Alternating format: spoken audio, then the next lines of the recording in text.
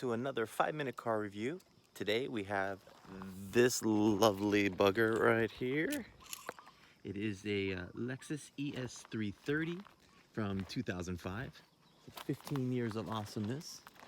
We're going to give this guy a little shot and we'll see how this bad boy goes. Let's just do a quick walk around so you can see what this thing looks like. ES330. Yeah, not the pinnacle of artistic design, but like I said, it's what's on the inside that counts. And in fact, let's see what's on the inside. Here it is, the 25 horsepower, 3.3 liter V6, pumping all that glorious horsepower into this huge car. Somehow it works with the transmission and everything. It says lazy and smooth, but that's what you want in a luxury car.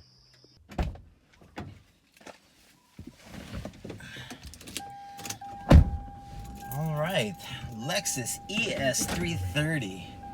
Pairing for what? What are you pairing? Oh, phone. Prepare for pairing. All right, well, fine then. 2005 Lexus ES330. Lexus, whoa. Oh, you're in reverse. Well, we'll add that to the list of things. This car's got all kinds of little features that make you know that you're doing something wrong or something.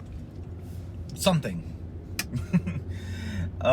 car is 225 horsepower out of a 3.3 liter V6, 240 foot-pounds of torque. So in a car this size, 200 some odd horsepower is just really not a lot, but the torque it helps make up for it. But yeah, the transmission and the engine are lazy and they're smooth and they're quiet, everything you'd expect a luxury car to be. It's and these seats are comfy, even 15 years later. I feel like you're sitting on clouds. The suspension also is real floaty, kind of doing this on this bumpy, twisty road. But all in all, pretty comfortable car. Even, like I said, 15 years later, the engine's still pretty solid. Everything feels good. And it's got all the things you'd want.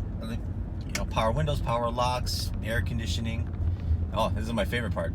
It's got a theft deterrent design cassette. Because, you don't want anybody stealing your cassette player. But it also has got a CD, AM, FM radio, some airbags. This is basically, looks like all the gauges from a Camry. But, Lexus has an amazing build quality, as does Toyota. So this car, even, again, 15 years later, still feels well built, solid. Yeah, obviously some wear and tear. The leather's not crazy amazing. It's starting to crack a little, but that's probably not Toyota. That's probably just lack of care. But this car is super comfortable. On a long road trip, I would love to drive this. It's spacious, it's comfortable. It kind of reminds me of the old Lincoln Town cars from the 90s. They were, again, big like this, super comfortable.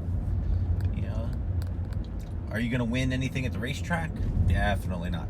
But you'll get there in some comfort and maybe not a lot of style. This kind of looks like an upgraded Avalon. But yeah, it handles well, feels nice. I like the steering wheel, this wood, and of course it's got the wood panel, going around the sides and the front.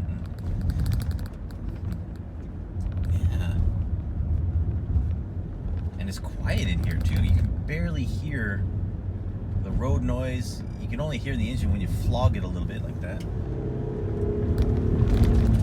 Even then, yeah, all that noise, all that racket, I only went from 40 to 45.